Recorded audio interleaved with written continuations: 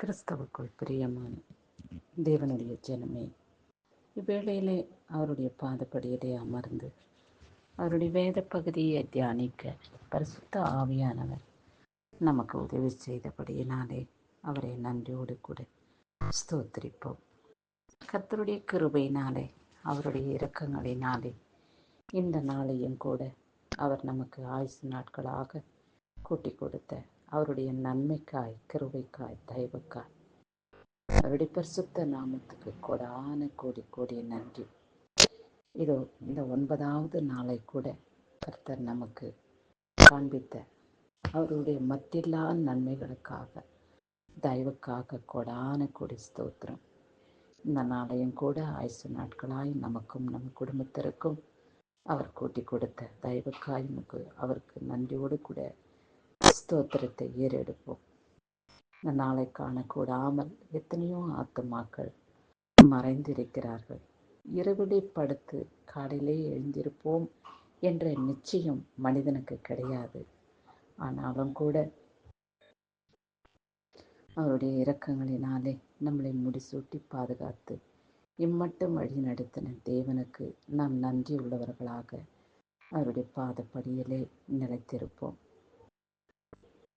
இந்நாளிலே கர்த்தர் நமக்கு கொடுக்கப்பட்டுள்ள வார்த்தை என்ன என்று பார்ப்போமா? பூமியும் அதன் நிறைவும் உலகமும் அதில் உள்ள குடிகளும் கர்த்தருடையது என்று சங்கீதம் 24:1 இப்படியாய் சொல்லியுள்ளது. ஆமாம், இந்த பூமி நமக்கு சொந்தமானதல்ல, இந்த உலகமும் நமக்கு சொந்தமானதல்ல. நாம் பூமியில் வாழும்போது கர்த்தரோடு வாழ வேண்டும்.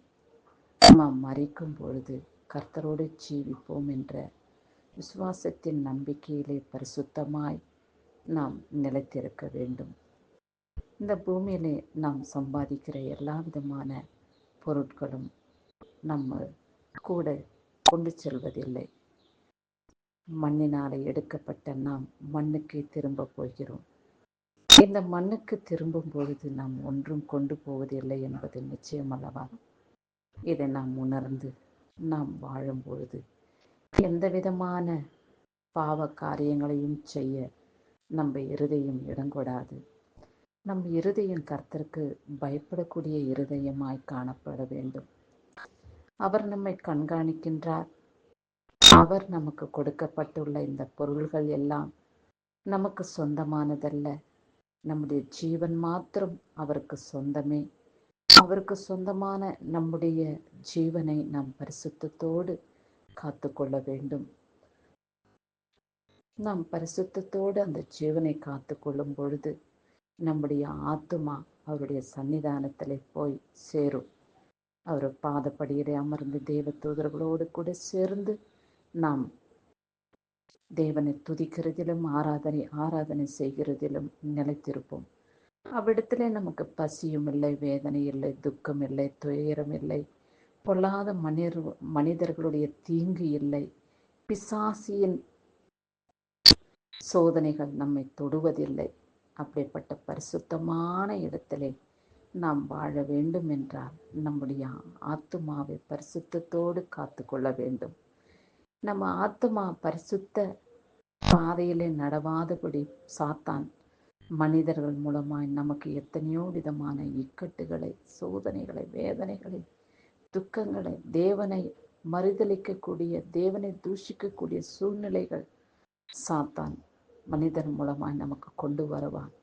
அவைகள் எல்லாவற்றையும் நாம் உதறி தள்ளிவிட்டு பரிசுத்த ஆவியினாலே அவர்களுக்கு எதிர்த்து பேசக்கூடாதபடி நம்முடைய நாவை கர்த்தர் காத்து கொள்ளும். ஆண்டவரே, என்னுடைய நாவுக்கு நீர் காவலாளியாயிரும்.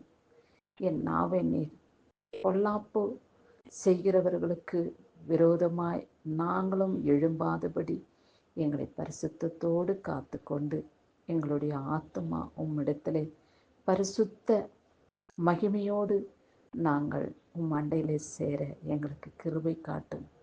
இந்த உலகத்துக்கு நாங்கள் சொந்தக்காரர்கள் அல்ல. இந்த உலகத்தின் மக்களோடு நாங்கள் இணைந்து வாழ்வதை காட்டிலும் பரிசுத்த ஆவியின் ஏவுதலினாலே உம்மோடு வாழ்வதையே நான் விரும்புகிறேன் என்று நாம் கர்த்தரிடத்தில் விண்ணப்பம் செய்து அவரை சார்ந்து அவரை நோக்கி பார்ப்போம். இப்படிப்பட்ட வாழ்க்கையை கர்த்தர் நமக்கு கொடுத்தரல பரிசுத்த ஆவியானவர் நமக்கு உதவி செய்வாராக. ஆமேன்.